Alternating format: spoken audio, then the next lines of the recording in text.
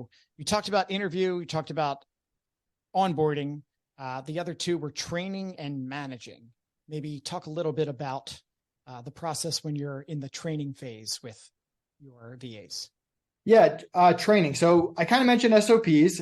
SOPs are broken down into three parts. The why are you doing this task, which everyone forgets. You want to tell them that. Why did you start this company? Why are they doing this task? What does success and failure look like? Lay that out. Then the actual steps, 1, 2, 3, 4, 5, 6, whatever. And you can always start with an MVP of that, and you can always build it out. I like to put my VA in charge of the SOP, take ownership of the SOP, and they make it better, but they're operating inside those. They're not operating in the why, they're operating in the steps. And then the important reminders or the do not do's for any reason. If you have a VA that's handling your client communication, maybe you have a VIP client that should only talk to you, and that needs to be put there with the important reminders, not hidden in step like 5A. It needs to be there. So that's how we break down the SOPs. And the whole secret to training is you want to find out if someone's bad in week 1 and week 2, not in month 3 and month 4. So that's how you design your training. You want to make your SOPs so good that you don't have to do one-on-one training. And if you do have to do one-on-one training, record that. So if you fire that person, you don't have to do it again. And you want to be able to have them prove that they can do whatever it is in those first few weeks before giving them lots. A lot of people will say, hey, I'm going to train them in everything and see if they sink or swim. It's no. I'm going to train you in this part. Prove to me you can crush it. And only then do we add another part. That's kind of the key to training. And then the last one was managing.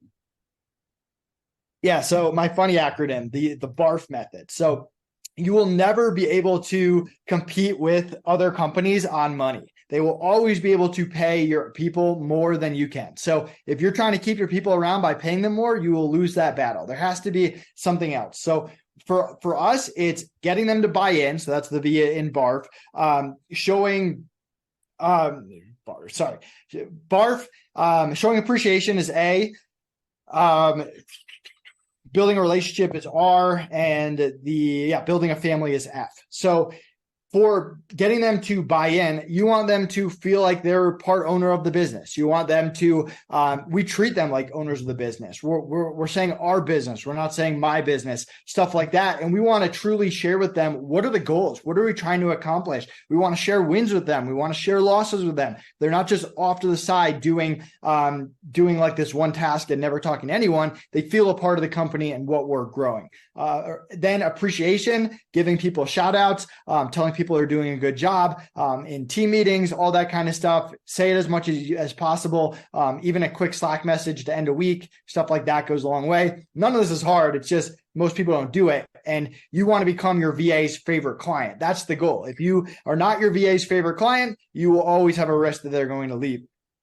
Building a relationship, sharing personal stuff about you, tell them about your kids, tell them about your wife, have people share weekend photos when they come in on Monday. We do that. And then building a family in your company. And that's the biggest thing. We'll do meetups. We'll have happy hours. We'll have Filipino happy hours where the US people aren't even there. And you want them to like each other. Just like in a mastermind, you want everyone to like each other. That makes them stay. You want everyone in your company to like each other. They're less likely to stay. So that's our BARF method. And we give you all like the meeting templates and stuff to have these easy meetings that are just going to improve your culture and keep people around. And they've just been proven to work. If any of you guys want to grab it in Outsource School.